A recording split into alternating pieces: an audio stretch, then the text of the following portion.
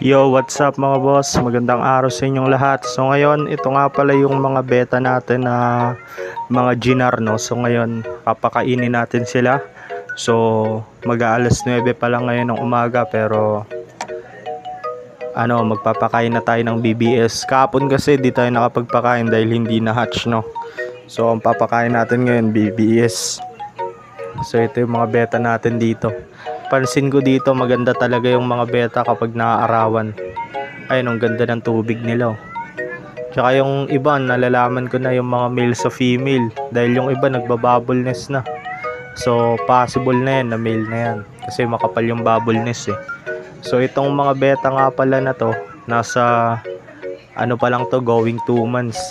Kasi pinanood ko yung YouTube na vlog ko nung in-upload ko, nung bago ko sila i-breed. So dito mga boss, ito naman yung mga iba nating mga na-i-jar, no? So ito naman yung mga Dumbo ear natin. So yan, so gumaganda na yung sukat nila. So meron ako ditong Dumbo na hindi ko alam kung anak ba to ng Dumbo ko eh. Pero naglabas ng parang Dumbo ear, no? Ayun, no, Dumbo ear na may pagka-neon. So yan, so nag-breed lang ako. Alam ko wala akong pinagbangga na Dumbo tsaka neon. Pero may lumabas na mga Dumbo neon na beta sa atin, no? Pero karamihan, ayan, mga Dumbo ear na salamander. Ito yung isa, may swim bladder yata to. Yan, no? Kawawa, kailangan natin gamutin yan. So yung iba dito mga boss, ang gaganda na ng sukat nila para sa magto 2 months, no? So all goods na yan. Medyo lumalabas na rin yung kulay nila dahil sa talisay natin. So okay yung breed natin na Dumbo ear kasi napansin ko sa katawan ng beta na Dumbo natin, hinahanap ko talaga yon, hinahanap ko talaga yung katawan nito ngayon, yung hindi siya yung parang walang sablay na fins. Kasi dun yung tatay nito mga to, sablay yung yung anal fin, pero yung female nito is yung anal fin niya talaga is pang plakat. Kaya saktong sakto yung pinagbangga natin, nakuha natin yung tamang timpla nila. So dito naman mga boss, dito sa baba na meron dito, kaso to itong iba dito hindi Dumbo, puro neon, no? So itong layer na to is may dugong neon. Ayan, pero mas maliliit pa to kumpara doon sa mga pinakita ko kasi bago lang to eh. Ayan, pero mabilis na rin yan dahil may kanya-kanya na silang lagayan, no? So marami pa tayo mga beta dun sa taas, hindi ko pa ginajaring, no? Kasi hindi pa sila pwede, no? Mamaya bumagsak sila. Pero yung mga gantong size, na yan, pwede na natin yan ibote. Yan, kasi marami rin tayong beta na na i-out. Ito mga boss, yung yung breed ko na natira lang, no? So hindi ko na i-vlog yata yon dahil na-i-vlog ko yung breeding, pero yung mga fry hindi ko na naipakita, no? So last 3 days hindi nagpisa ng BBS. So lahat to, 3 batch yung breed ko, yan, hindi tayo napisa ng ganto ng BBS. So hindi sila nakakain. Ito yung natira na fry ng neon natin, kagabi pinakain ko pa to. So kumain pa yung mga fry, kaso lang nalusaw din sila ngayon. Di ko alam, siguro dahil sa ulan kagabi, nilamig. Yan, so siguro nang hina sila, hindi sila makakain, no? Di rin naman natin inaasahan yon, sayang, no? Dito mga boss, dito magpakain na tayo ng BBS sa mga ginaring natin, no? So yan, gamit lang tayo ng stick para yung mismong mismong BBS lang yung makakain nila. Hindi na tayo magdadagdag ng tubig, no? So yan, kapag sinasama ko kasi yung tubig niyan, pwede rin naman, kaso lang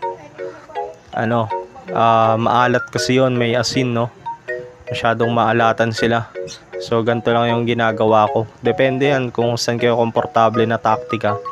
Pero ganito lang yung ginagawa ko para mas marami tayong mapabuhay ng mga fry. So yan, so pakainin lang natin sila na sakto lang. So yan, dito sa pwesto nila mga boss, mabilis sila nalulusawan dahil naaarawan sila. So pag mainit kasi yung panahon, nainitan yung beta, masigla sila at galaw sila ng galaw. Ayun, nalulusawan sila nun agad. Di kagaya pag malamig, naka-stack lang sila dahil nilalamig sila, no? So yan. Kaya pag mainit, doble yung pakain natin ng beta para hindi sila nalilipasan. So yan, medyo gumaganda na yung mga sukat ng mga beta natin dito. So isang buwan na lang, siguro by December ma-out na natin sana sila, no? Kung papabor na yung panahon ng size nila for out, yan, i-out na natin sila agad. So magpakain din tayo ng iba nating mga beta doon sa doon sa kabila mamaya. Sa may matitira naman dito, no? Ipapakain natin doon sa taas mamaya. Lipat muna tayo dito sa ibang nakabote. Yan, so istikan lang din natin. So yung sakto lang, isa sa umaga, isa sa hapon. Ang damang pakain ng beta, no? Yan, so pwede rin naman isang beses sa isang araw. Depende sa trip nyo. So na-try ko nga rin pala hindi magpakain ng beta ng 2 weeks dito, no? So may pinag-eksperimentohan akong beta dati na hindi ko pinakain ng halos kulang-kulang isang buwan. Dahil sinusubukan ko pa yon. Kasi iniisip ko dati kung makapagpa-ship tayo na okay lang kahit di kumain yung isda. So okay naman. Nag-experiment tayo ng ganong bagay, no? So matibay talaga yung beta, mga boss. Kahit wala silang kain, basta okay yung tubig nila, hindi sila namamatay basta-basta. So yan. So pakainin muna natin sila na sakto lang. Ito marami pa tong BBS, pero pag nilagay na natin to dun sa kabila sa grow out, baka maubos to dahil maraming fry dun eh. Sa tingin ko kakapusin pa to eh. Yan, magtitimpla na naman tayo para bukas, para tuloy-tuloy yung paglaki nila. Gusto ko kasi sa beta yung kain lang ng kain. Yan, lalo pag mga ganito, madali pa yun silang malusawan eh. So pakainin lang natin sila ng tama. Ito yung mga beta natin dito. So magaganda tong Dambu Ear natin, mga boss, ako na nagsasabi sa inyo. Kasi yung linya nito talaga is yan yung linya na na kinukuha ko pa dati sa sa ibang lugar. So elephant ear talaga tong mga Dambu natin ngayon. Nakita nyo naman yung parents nito, yung female, sobrang laki ng tenga. Kaya ngayon pa lang going 2 months, pero yung mga tenga nila ang gaganda na. Kasi maganda yung materialis na ginamit natin eh. Kaya pag nag-out ako nito, pag in-out ko na to sa Facebook, sa TikTok, sana maubos agad, no? Yan, so pinapalabas na natin yung mga kulay nila para mas mabilis natin sila malaman yung ID. Lalagyan lang natin ng talisay. Yan, sa tamang pakain lang tayo. So kahapon nga pala hindi ako nakapag-vlog, no? Pero pinakain ko sila kahapon ng kitikite. Dahil wala pa tayong BBS, may kitikite dito ako nakita. So yun, pinakain natin. Yung kitikite, pwede naman tayo rin mag-culture nun kung gusto nyo. Kaso lang, delikado kasi.